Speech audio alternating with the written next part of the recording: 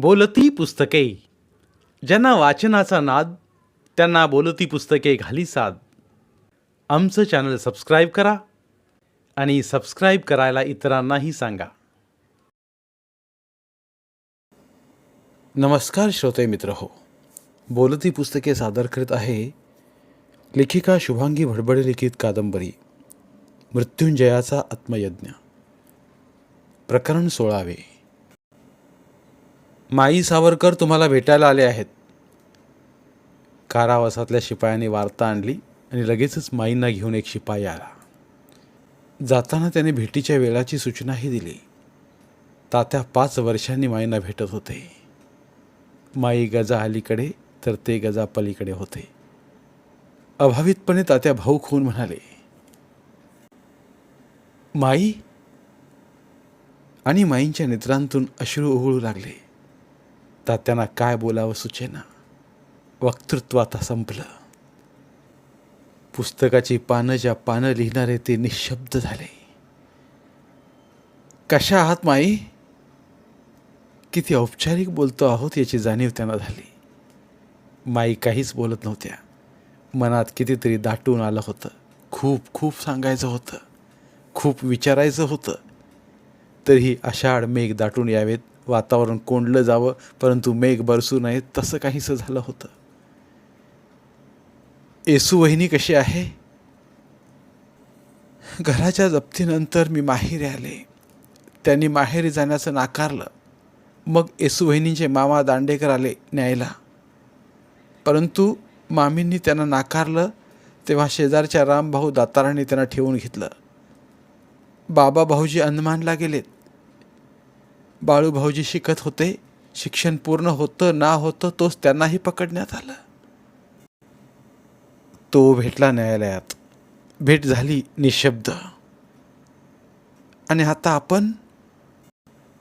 माई, असं हे होणार हे गृहीत धरून आम्ही विवाहाच्या पहिल्या रात्रीच तुम्हाला कल्पना दिली होती ना. हातात ज्वाला घेतल्यावर स्वतःही भाजणार आणि शेजारच्यालाही भाजणारच ना. मी त्याबद्दल बोलत नाही. मला त्याचा अभिमानच आहे की सावरकर घराण्याचे 3 बंधू स्वातंत्र्याच्या होमकुंडात आपली आहुती आपापल्या परीनं देत आहेत. मग तुम्ही दुःखी का माई? आम्हाला असा कैद्याच्या वेशात पाहून दुःखी झालात की? त्यांना म्हणायचं होतं, आता आमची परतण्याची शक्यता जवळजवळ नाहीच म्हणून दुःखी झालात. माई मौन झाल्या. मनात कितीतरी दाटून आलं होतं. त्यांच्या मागे जरा दूर शिपाई उभा होता. तो ऐकत असेल तर एकही शब्द अधिक उन्हा जाऊ नये असं त्यांना वाटत होतं. त्याने गज हाताने पकडले. त्या गज पकडलेल्या हातावर आपले हात ठेवत तात्या म्हणाले, बोला माई. पुन्हा कदाचित बोलता येणार नाही. आम्ही भेटणार नाही याचं दुःख हृदयात साठवून आहात ना? नाही, ते तर कधीतरी अपेक्षितच होतं. परंतु भारताबाहेर अंदमानात अपेक्षित नव्हतं ना. टिळकांना ब्रह्मदेशात पाठवलंय, बाबांनाही अंदमानात पाठवलंय. त्याचं भय वाटतं का? नाही नाही, मला अत्यंत दुःख होतंय. कशाचं दुःख माई? सारंच तर तुम्ही गृहीत धरलं होतं. कदाचित आमची फाशीही गृहीत धरली असणार. एवढी जर मनाची तयारी केली तर दुःख उरलं ते कशाचं? शांतपणे अभ्यासात, मैत्रिणींच्या सहवासात जीवन व्यतीत करावं. बाळचा विवाह करावा. बाबा येसू वहिनींसह सुखी राहावं. आमच्यासारखे अनेक कार्यकर्ते आहेत, क्रांतिकारक आहेत, ज्यांनी स्वातंत्र्यासाठी आपला परिवार समर्पित केला आहे. दुःखी होऊ नका. राष्ट्राच्या स्वातंत्र्य युद्धात अनेक समिधा पडतील, तेव्हाच देश सुखी होईल. कदाचित वैयक्तिक स्वार्थाकडून राष्ट्राच्या स्वातंत्र्याकडे वाटचाल करताना समस्या, परिश्रम, अपमान, अवहेलना हे सारं अपेक्षितच आहे ना. शिपाई वेळ संपत आली हे सांगत आला आणि माईने तात्यांचे गजावर असले हात घट्ट पकडले आणि स्वतःचे अश्रू आवरत त्या म्हणाल्या, आपण म्हणाला होतात आम्हाला पुत्र हवा आहे. आमच्यानंतर देशकार्याच्या कामी यावा म्हणून. पुत्र प्रभाकर मिळाला, परंतु आम्ही त्याला वाचवू शकलो नाही. तुमची राष्ट्रकार्यार्थ पुत्र समर्पित करण्याची इच्छा मला पूर्ण करता आली नाही, याचं अत्यंत दुःख आहे. माई, तात्यांचा स्वर भरून आला. त्यांना खूप बोलायचं होतं, परंतु ते निशब्द झाले होते, मनातून गहिवरून आले होते. तेवढ्यात शिपाई आला आणि माईंना निघण्याची सूचना केली. माई पुन्हा पुन्हा मागे पाहत अश्रू भरल्या नेत्रांनी त्यांचा मूकपणे निरोप घेत होत्या. त्या दृष्टीआड झाल्या तसं तात्यांनी गजावर डोकं टेकलं आणि गदगदून म्हणाले, माई, किती किती उदात्त आहात. पुत्र समर्पित केला नाही याचं अतीव दुःख असणारी तुमच्यासारखी स्त्री विरळाच. अशा मातेला शतवार वंदन. कितीतरी वेळानंतर ते कोठडीच्या भिंतीला पाठ टेकवून बसले. किती विचित्र मन आहे आपलं. एकाच मनात कोमल कातर संवेदना, भाव व्याकुळता, त्याच मनात समर्पित होणारी राष्ट्राप्रतीची कठोर वृत्ती. एकाच मनात कवी मन, त्याच मनात शस्त्रधारी मन. खरंच खरंच अगम्य आहे. त्यांना आठवले बसिल स्कॉटचे शब्द. विनायक दामोदर सावरकर, वय 29, यांना त्यांनी केलेल्या राष्ट्रद्रोही कृत्याबद्दल 2दा जन्मठेपेची म्हणजे काळ्या पाण्याची 50 वर्षांची शिक्षा देत आहे. अंदमानविषयीची ऐकीव माहिती तात्यांना होतीच, आणि जे कष्ट सध्या अंदमानमध्ये बाबा भोगत आहेत तेच आपल्यासाठीही आहेत ह्याची त्यांना जाणीव होती. परंतु भारतात आल्यावर अभिनव भारताची चळवळ देशव्यापी करून स्वातंत्र्यासाठी पराकाष्ठा करू ही स्वप्न आता कशी पूर्ण होणार. प्राप्त परिस्थितीला माणूस हसत हसत किंवा दुःखाने तोंड देतोच, ते त्याला द्यावंच लागतं. काळ सरकत जातो, परंतु आपला काळ 50 वर्षांनी पुढे जाईल, तेव्हा आपण असू का नसू हा प्रश्न आहे. कुठे राहील आपली स्वातंत्र्य लालसा? कसे फेडावे भारत मातेचं ऋण? भारत आता सर्व दूर जागा होऊ लागला आहे. आता काय त्याचं? आपण आता भारतापासून दूर काळ्या पाण्यावर अंदमानात. ते विषण्ण हसले. क्षणभर झालेली माईंची भेटही ते विसरले. त्यांना आठवली त्यांचीच वाक्य, अंधार गडद झाला की सूर्याचा प्रकाश निश्चित येणार असतो. आता पारतंत्र्याचा अंधार गडद होत चालला आहे. आम्ही नसलो तरी दशदिशा उजळून निघतील. आता ते पुन्हा हसले. आपण नाही म्हणून काय झालं? आणखी कोणी सावरकर असतीलच ना. शिपायाने आणलेला कैद्याचा वेश अंगावर चढवून इथे आले होते. इथे त्यांना बिल्ला मिळाला होता. त्यावर लिहिलं होतं, कैदी नंबर 32,778, वर्ग 3, सी कक्षा 2. कैद 1910 ते 1960, म्हणजे बरोबर 50 वर्षांनी ते सुटणार होते. खरं तर त्यांना आपण पुन्हा भारतात येऊ ही खात्री नव्हतीच, परंतु आता मनाला सवय करायला हवी हे त्यांनी मनोमन ठरवलं. डोंगरीच्या कारावासातून भायखळ्याच्या कारावासात नेत असताना बंदीपाल हसत म्हणाला, सावरकर, चिंता करू नका. ब्रिटिश शासन तुम्हाला नक्कीच लवकर सोडू शकेल, जर तुम्ही प्रामाणिकपणे नियम पाळलेत तर. 50 वर्ष तसे जास्तच आहेत. ब्रिटिश शासन अत्यंत दयावंत आहे. आमची 50 वर्षांची शिक्षा पूर्ण होताच आम्हाला निश्चितच सोडेल, परंतु परम दयावंत ईश्वराने आमची लवकर सुटका करायची ठरवली तर ब्रिटिश शासन त्याला अडवू शकत नाही. खरं ना? तुमच्या आमच्या हातात आहे तरी काय? बंदीपाल मौन झाला. त्यावर उत्तर देण्यापेक्षा डोंगरीच्या तुरुंगातून हा कैदी हलवला गेला तर बरं होईल. आजवर अनेक कैदी आले, परंतु आपल्यासारख्या बंदीपालाला उत्तर देणारा कैदी पहिल्यांदाच दिसतोय. त्याला कारागृह काय गंमत वाटते? आता सोस म्हणा 50 वर्षांची शिक्षा. कोणी तुला सोडवायला येणार नाही ना. ना कधी तू तिथून जिवंत परत येशील. अशा नाठाळाला उठता, लाथ आणि बसता बुक्कीच घालायला हवी.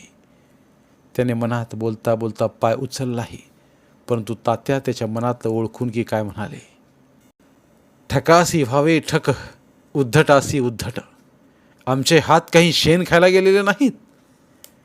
3ऱ्याच दिवशी त्यांची बदली झाली. ती भायखळा तुरुंगात. ते जाता जाता बंदीपालला म्हणाले, सभ्य माणसाशी सभ्य आणि असभ्याशी असभ्य वर्तन केलं हे इथे आम्ही शिकलो, आणि बंदीपाल साहेब तुम्ही ते आम्हाला शिकवलं. धन्यवाद. आणि एक लक्षात घ्यावं, आम्ही कोणाला मारलंच असेल ते भारतावर पारतंत्र्य लादलेल्या इंग्रज अधिकाऱ्याला. तू भारताचा, तरीही तू आपल्या भारतीय बंधूला वाटेल ते बोलू इच्छितोस. हे योग्य होतं का? आमची बदली करून तू सुटलास आमच्या तावडीतून, परंतु स्वच्छ मनाने विचार कर.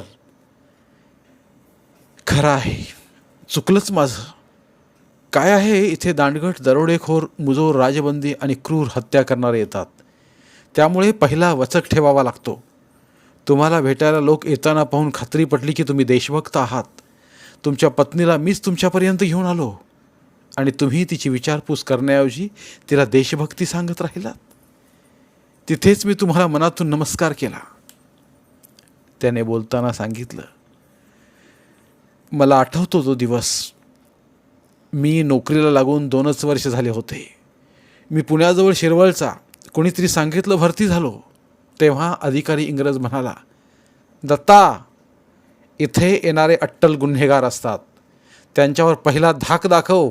आणि मी प्रयत्नपूर्वक धाक दाखवण्याची कला आत्मसात केली. पुढे तो सांगत होता, ते ऐकत होते. 1897 साल होतं. रँडचा वध झाला होता. वस्तुतः तो प्रत्यक्ष टिळकांनी केला नव्हता, परंतु अँग्लो इंडियन वृत्तपत्राने त्यावर प्रचंड टीका केली. रँडच्या खुनाला सहकार्य केलं म्हणून त्यांच्यावर केस केली. 5 इंग्रज न्यायाधीश, 3 भारतीय न्यायाधीश यांनी त्यांना राजद्रोही घोषित केलं. टिळकांनी 2 लेख ब्रिटिश सरकारविरुद्ध लिहिले आणि समाजात ब्रिटिश शासनाविरुद्ध असंतोष पसरेल म्हणून त्यांना कैदेची शिक्षा दिली. त्यावेळी मी इथे बंदीपाल होतो. टिळक ह्या कारावासात आले तेव्हा मी त्यांना अर्वाच्य शिव्या दिल्या, 2-3 फटकेही दिले, परंतु ते शांतपणे म्हणाले, तुझं नाव आम्हाला माहीत नाही, परंतु तू मराठी माणूस आहेस हे खरं ना? मी काहीही बोललो नाही. शिवाजीला पकडून औरंगजेबाकडे नेणारे त्याच्याच प्रांतातले मराठी लोक होते ना. शिवाजीला मराठी राज्य हवं होतं. चूक होती त्यांची. तिकडे निजाम, इकडे आदिलशहा आणि समोर औरंगजेब, आणि भोवती दगाफटका करणारी माणसं. कोण? तर आपलीच मराठी माणसं. शिवाजीवर शस्त्र उगारणारी, लढायला तयार असणारी, परंतु आपल्या दृढ विश्वासाने जिंकला तो शिवाजीच. मग मी काय करू? मी बेमुरवतपणे विचारलं. तेही म्हणाले, तू काहीही कर, शिव्या दे, अपमान कर, अर्वाच्य बोल, आम्ही तुला काहीही म्हणणार नाही, आणि आम्ही दुर्बलासारखी तुझी हाजीही करणार नाही. टिळक 3 महिने इथे होते राजबंदी म्हणून. त्यांना सतत लिहिताना पाहिलं. माझ्यासारख्याचं चिडणं, ओरडणं, राग व्यक्त करणं त्यांना महत्त्वाचं वाटलं नसावं. मग मलाच माझी लाज वाटली. त्यांना अत्यंत सामान्य कैद्याप्रमाणे वागणूक दिली जाते याची मलाच खंत वाटू लागली. पुढे मीच त्यांना माहिती विचारत राहिलो. त्यानंतर 12-13 वर्षांनी तुम्ही आलात. माझा निगरगट्टपणा, मुजोरी अधिकच वाढली होती. आज मला वाईट वाटतंय. मीच तुमची तक्रार करून भायखळा कारावासात बदली करायला लावली. तो खिन्नपणे म्हणाला, वाईट वाटून घेऊ नकोस दत्तू. आम्हाला तर अंदमानच्या काळ्या पाण्याची शिक्षा झाली आहे. तुझं मन देशभक्तीकडे लागू दे एवढीच इच्छा.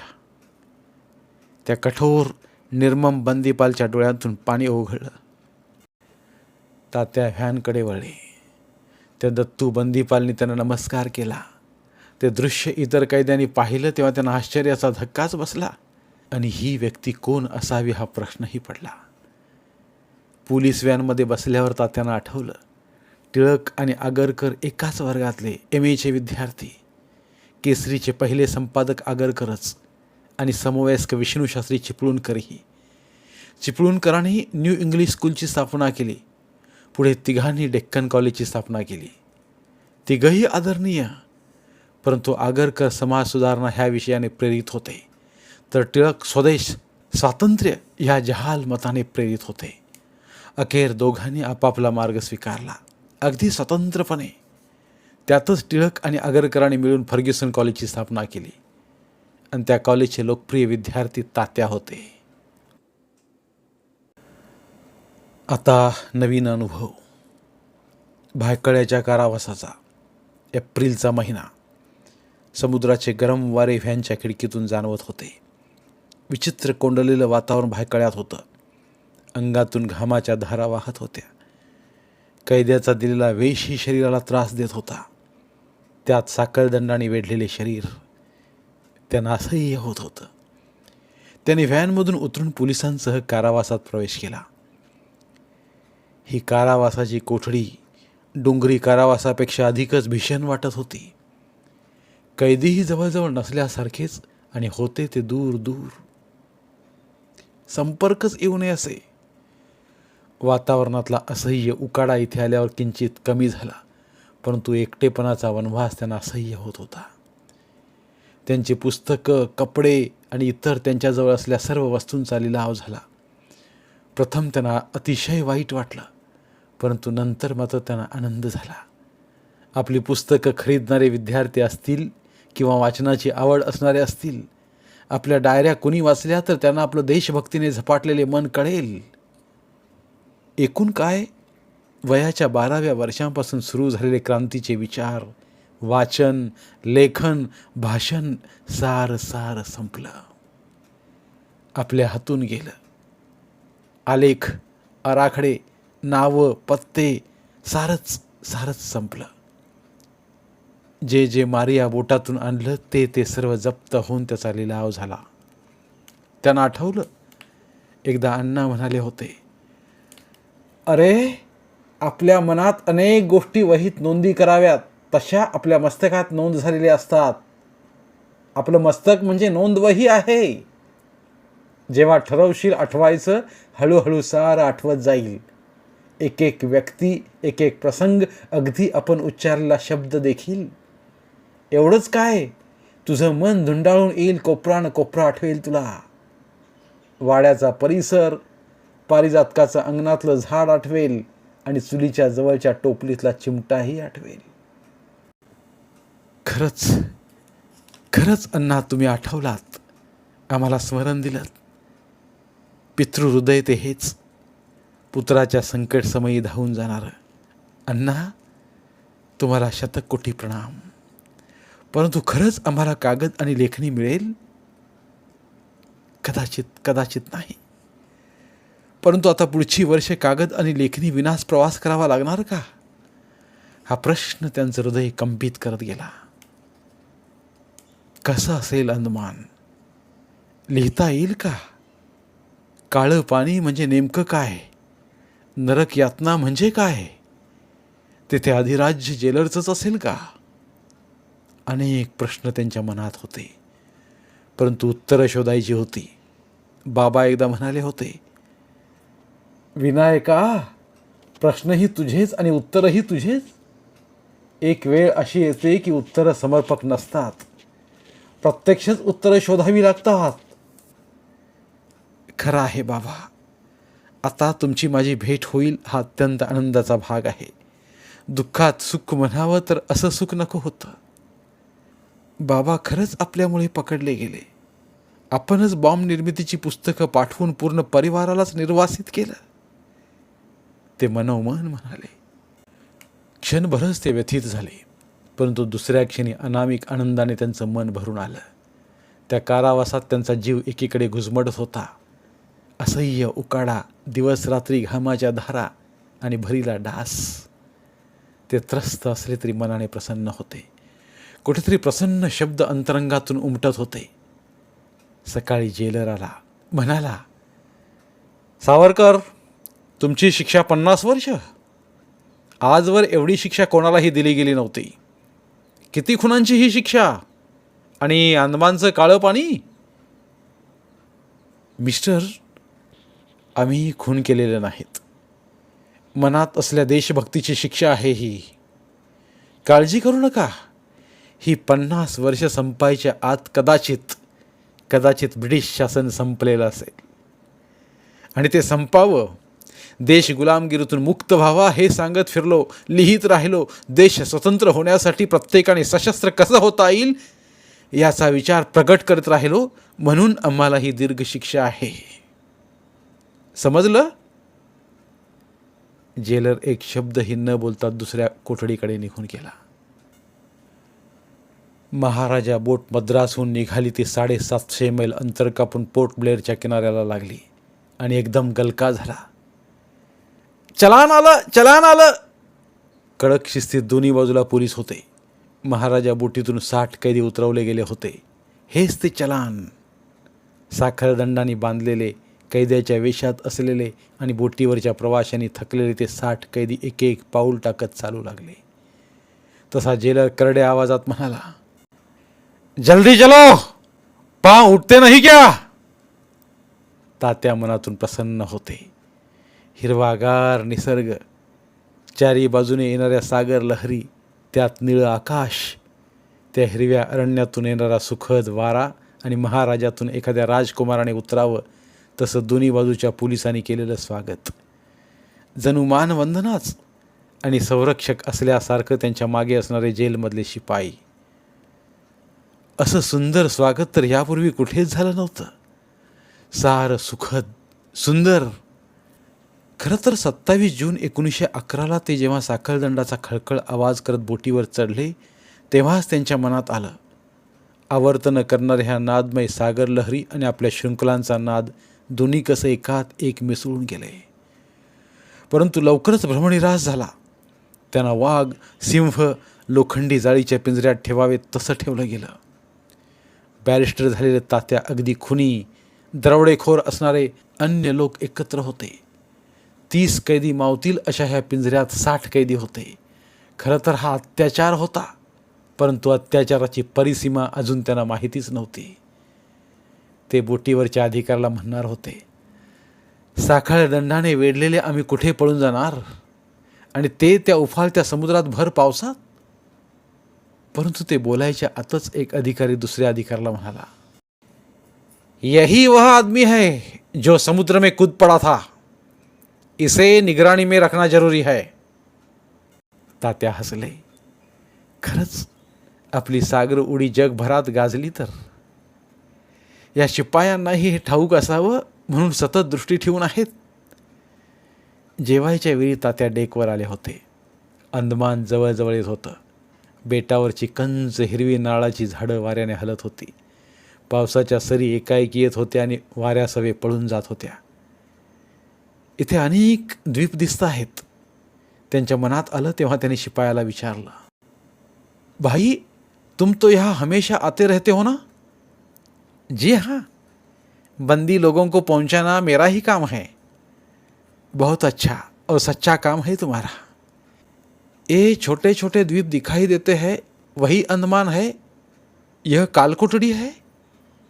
कितनी सुंदर है ये जगह. तो सिपाही खड़ाड़ून हंसला. 30-35 साल से काम कर रहा हूँ. इस अंडमान को किसी ने भी अच्छा नहीं कहा है. केवल तुम ही हो अच्छा कहने वाले. और ये जो द्वीप दिख रहा है वह अलग अलग बेटों का समूह है. रास आइलैंड, हावलॉक आइलैंड, अंडमान मेरे ख्याल से 250-300 द्वीप होंगे. लेकिन बहुत कम द्वीपों पर बस्ती है, बाकी खाली पड़ी है. ऐसा क्यों? यहाँ 12 महीने बारिश होती है. वातावरण ठीक नहीं है यहाँ, और इसलिए तो यहाँ जेल बनवाया. परंतु यह आइडिया आया कैसे? आता तो बोलला नाही. साखळदंडाच्या साखळ्या खळखळ वाजवत सारे कैदी चालले होते. कुणी निर्मम हत्या करणारे, कुणी बलात्कार करणारे, तर कुणी शासकीय यंत्रणेत दरोडा घालणारे अट्टल गुन्हेगार होते.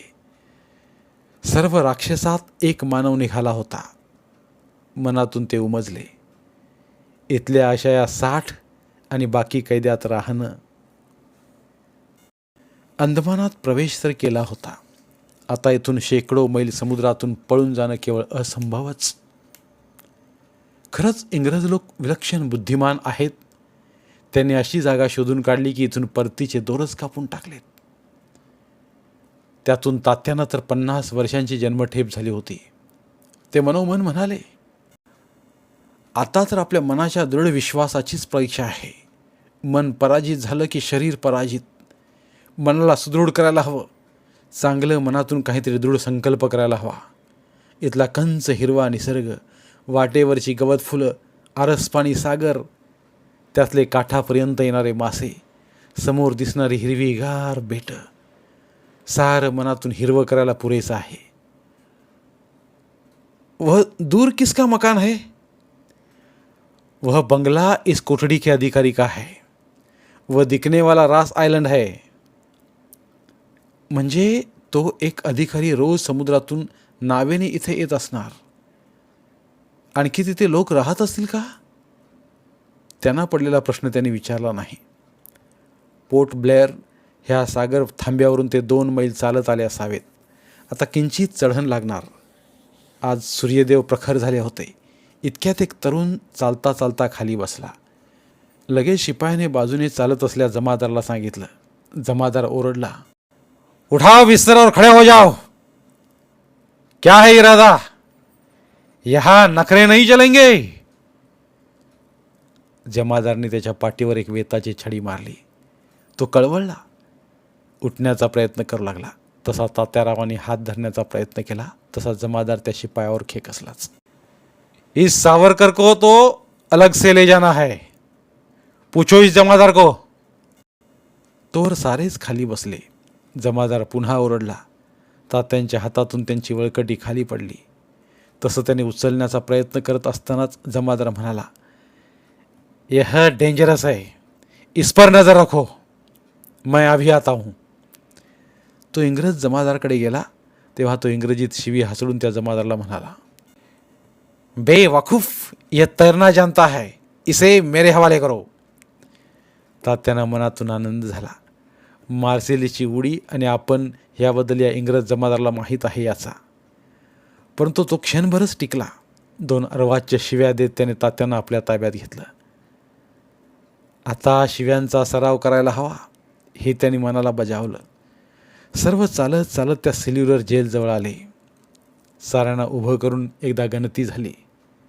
छातीवरचे बिल्ले नावं तपासली गेली. त्या भव्य तटबंदीच्या भव्य लोखंडी दाराचं भलं मोठं कुलूप तात्या उत्सुकतेने पाहत होते. इतकं मोठं आणि भक्कम कुलूप ते प्रथमच पाहत होते. इथं बोलण्याला, विचारण्याला, शंका समाधानाला बंदीच होती. कारण ते बंदिवान आहेत. संयम हा पहिला पाठ ते शिकले. हेच ते सिल्वर जेल. त्याचं हे रुपेरी नाव कोणीतरी सांगितलं होतं. तशी थोडी बहुत माहिती त्यांना डोंगरीच्या कारावासात सकारामाने दिली. तेव्हाच मन घट्ट झालं होतं. पण मन तरी कसं द्वाड. कधी शांत निरागस बालकाप्रमाणे तर कधी व्रात्य होतं. इतक्यात त्यांच्या हातातील जेवणाची थाळी पडून आवाज झाला. डोक्यावरची वळकटी सांभाळत त्यांनी ती थाळी उचलण्याचा प्रयत्न करतानाच वळकटी पडली. हा अगदीच नवा कैदी दिसतोय. जमादाराच्या मनात आलं. तो हसला. तसं थकून भागून चालत आलेल्या कैद्यांच्या चेहऱ्यावर हसू आलं. तणावात आलेले सारे जरा स्वस्थ झाले. परंतु असं स्वस्थ जमादाराला पाहायचं नव्हतं. तो एकदम ओरडला, इस गेट से अंदर जाओ. वहाँ सिपाही तुम्हें अपनी कोठारी बताएगा. वहाँ सामान रखकर नीचे आना है. सारे आत गेले. त्या लोखंडी गेटनंतर एक हात सरळ रेषेत असावा तशा एकामागं एक 7 इमारती होत्या. सुबक बांधलेल्या. अगोदर तिथे कैदी होतेच. परंतु कुणीही त्यातून दिसलं मात्र नाही. तात्यांना 3ऱ्या मजल्यावरची अखेरची खोली देण्यात आली.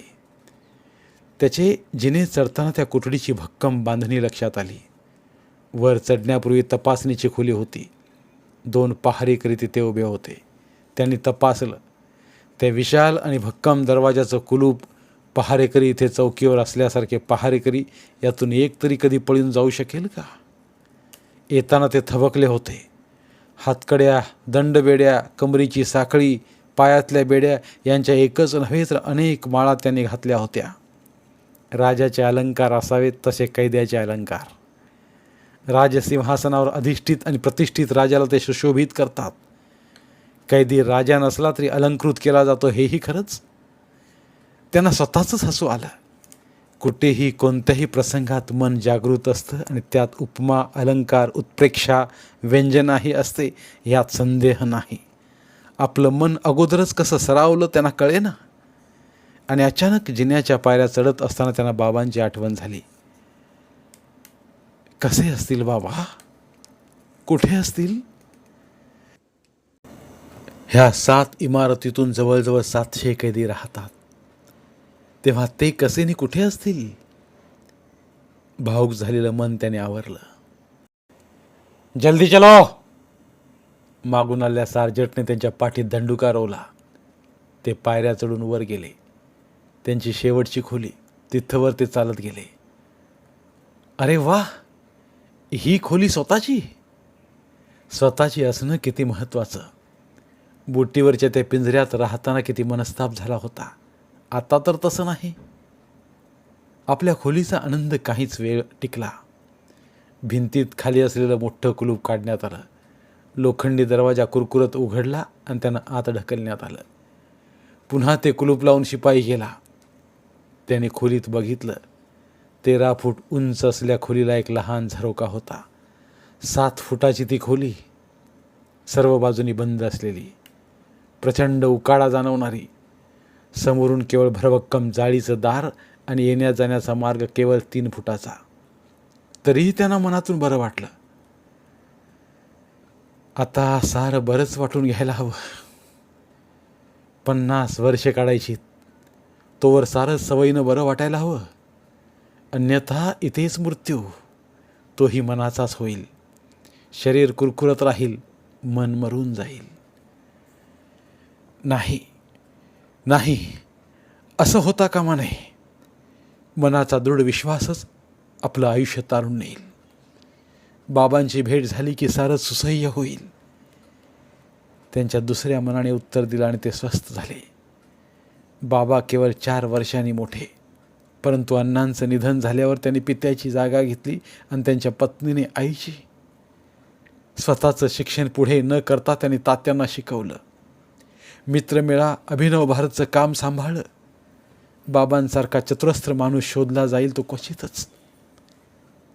काय येत नव्हतं त्यांना. अण्णांनी पुस्तकांचा संग्रह केला, तसाच तो संग्रह वाढवत प्रचंड करण्याचं काम हे बाबांनी केलं.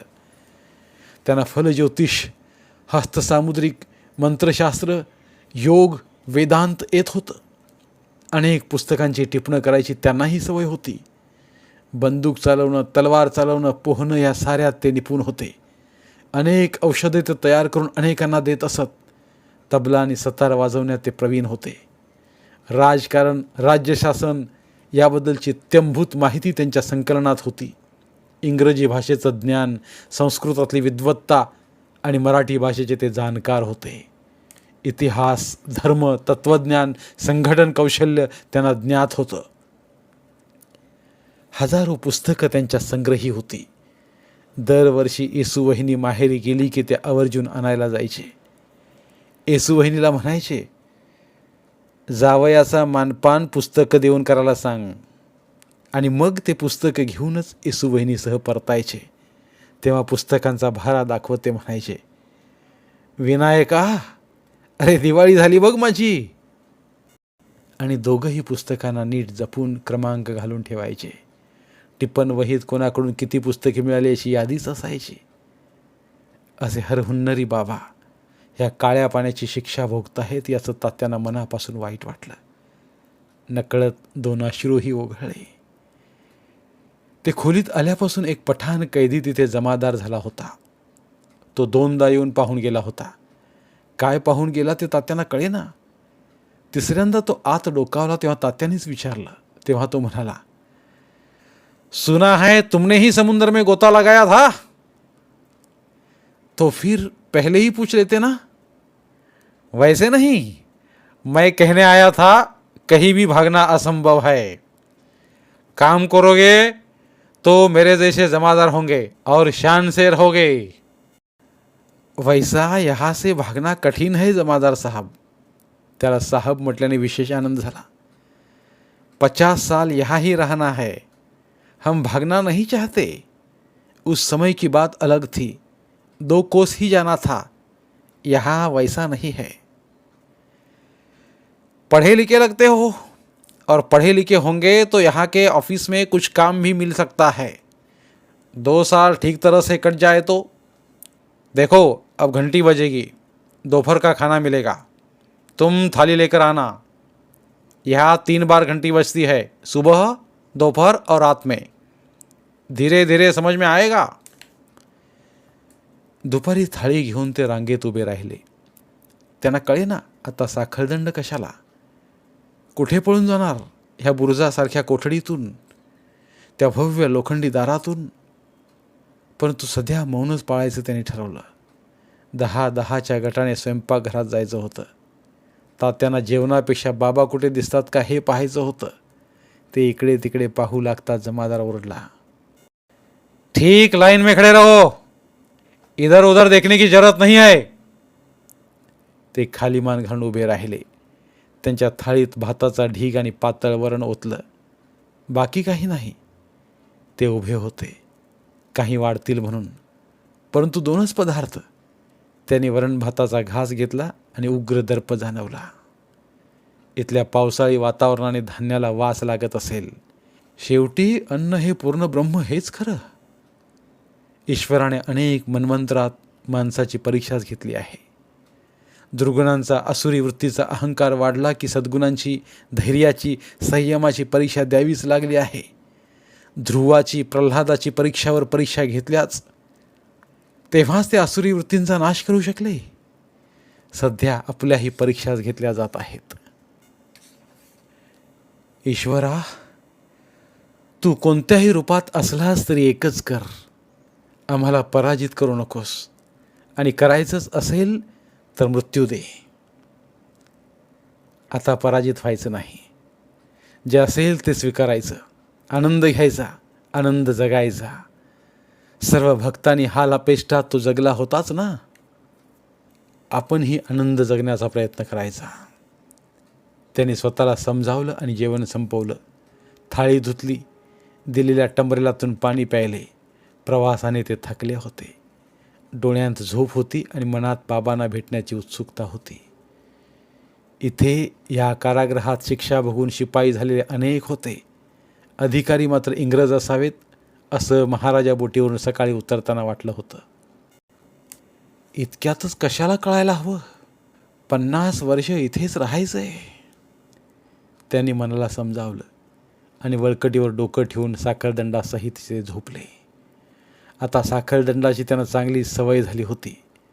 त्यांना हसू आलं. इतक्या भव्य हिंदी महासागरातून अंदमानला आणताना इंग्रजांना इतकं भय की सारे साखळदंडाने वेढून आणावेत, त्यांच्यावर कडक पहारा असावा. त्याने डोळे मिटले ना मिटले तोच तो पठाण जमादार आला. उठो सावरकर, जेलर साहब आ रहे हैं. उंच आणि बराच स्थूल असणारा जेलर बारी येत असल्याचा पुकारा झाला. एकेका खोलीसमोरून आपला अवजड देह सांभाळत लालसर गोऱ्या रंगाचा जेलर बारी त्यांच्या दाराजवळ येऊन उभा राहिला आणि हसला. कारण काहीही नसताना. गुड आफ्टरनून, औपचारिकता म्हणून तात्या म्हणाले. बॅरिस्टर झालेला सावरकर ह्या कोठडीला धन्य करतोय. डेव्हिड बारी उपरोधिकपणे म्हणाला. माझं लहानपण लंडनमध्ये गेलंय म्हणून मनातून तुला पाहण्याची इच्छा झाली. काही झालं तरी माझ्या जन्मगावचा काही वर्ष रहिवाशी तू, परंतु आता तू एक कैदी आहेस. प्रत्येक वेळी हे लक्षात ठेव. काही प्रॉब्लेम आला तरी मला सांग. तात्याने मानेने होकार दिला. तू उत्तम वक्ता आहेस, लेखक आहेस असंही ऐकलं. आता बोलेनच त्याच्याविषयी. उद्या सकाळी घंटा वाजली की खालच्या ग्राउंडमध्ये यायचं. उद्यापासून कामाचं वाटप होईल. इथे सारे कैदी एक समान आहेत, कळलं? तात्यांनी मान हलवली. डेव्हिड बारी आला तसा गेला. सकाळी चहा नावाचं बेचव पाणी देण्यात आलं. तेव्हाही बाबा दिसले नाहीत. कसं विचारावं कोणाला, त्यांना प्रश्न पडला होता. पठाण जमादारांनी विचारल्यासारखं दाखवून आज्ञा केली. सावरकर, आज तुम घास काटने जाओगे. त्यांच्या हातात कोयता दिला. परंतु डेव्हिड बारी जमादारला म्हणाला, 4-5 दिन इसको काम मत देना. जमादारनी त्यांच्या हातातून कोयता काढून घेतला आणि त्यांच्या खोलीत पाठवलं. जाता जाता त्यांना दिसलं इथे तेल घाणी आहे आणि बैलांच्या ऐवजी माणसांच्या मानेवर जोखड ठेवून तेल काढलं जातं. एका कैद्याच्या मानेवर जोखड ठेवलं जात होतं. आणखी एक गोष्ट त्यांच्या लक्षात आली, ती म्हणजे त्यांच्याच खोलीच्या दिशेने पाहिलं तर फाशीघर होतं. म्हणजे इथे जल्लाद फाशीही देतात. तर त्यांच्या मनात आलं, इथे तर सारे जमादाराला आणि जेलर डेव्हिड बारीला इतके वचकून आहेत हे एकाच दिवसात कळलं. तिथे फाशी देण्यायोग्य व्यक्ती कशी असू शकेल कळेना. तात्यांचे 4-5 दिवस इतके अस्वस्थ झाले की काय करावं सुचेना. हातात कागद लेखणी नाही, वाचायला पुस्तक नाही, बोलायला माणसं नाहीत, पाहायला केवळ फाशीघर. 5व्या दिवशी जमादाराला ते म्हणाले, बैठे बैठे थक गया हूँ. डेव्हिड बारी तेच उभा होता. तो हसत म्हणाला, यहाँ काम करना कितना जरूरी है यह तुम्हें समझाना था, इसलिए जानबूझकर काम नहीं दिया. तुम्हारे लिए तो बहुत बड़ा कष्टदायक परंतु सुखद काम है, रस्सी बनाना. रस्सी बनाना जमादार सिखा देगा. नाळाच्या वरच्या काथ्या काढून त्या विलग करून पाण्यात भिजत घालायच्या. त्या काथ्या काढणं म्हणजे हाताला त्रास. त्यातून त्या भिजलेल्या काथ्या कुटून बारीक झाल्यावर त्यात एकात एक वेणीचे पेड वळावेत तसे घट्ट घट्ट वळायचं की दुरी दुरी तयार होणार. ही प्रक्रिया जमादाराने समजावली. आयुष्यभर हातात लेखणी कागद घ्यायची झालेली सवय, ते काम धड जमेना. जेलर बारी त्यांचं काम पाहत होता. त्याला विनोद करायची लहर आली. सावरकर, एकांत में रहना पसंद करोगे या रस्सी बनाना. तात्यांच्या ते लक्षात आलं होतं. ते म्हणाले, आदत नहीं है, डालना चाहता हूँ, 2 दिन में सीख जाऊंगा. Okay okay. तो निघून गेला. जेलर बारीचंच इथं राज्य होतं. अखिल अंदमानच्या जेलच्या साम्राज्याचा तो अधिपती होता.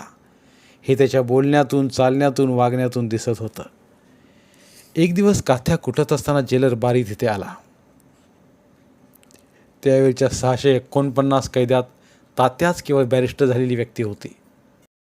त्यामुळे त्यांच्याशी बोलण्यात जेलर बारीला आनंदही व्हायचा आणि बोलणंही उपरोधिक. इतरांशी जेलर बारी बोलायचा तो त्यांना शिव्या द्यायला, कठोर शिक्षा करायला, त्यांची उलटसुलट परेड घ्यायला. परंतु उपरोधिक बोलण्याचं समाधान त्याला तात्याच देऊ शकत होते. जेलर बारीसोबत एक इंग्रज अधिकारी जेल पाहायला आला होता.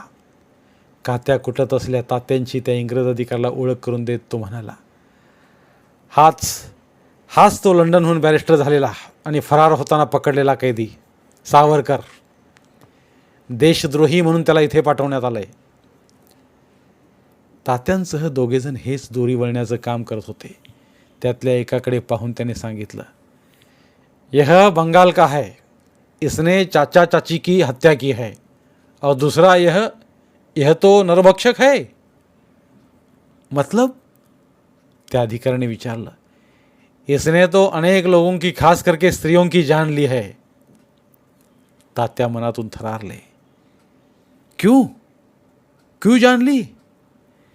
इसका तो मुझे पता नहीं. सुना है अंग्रेज स्त्रियां भी इसने छोड़ी नहीं.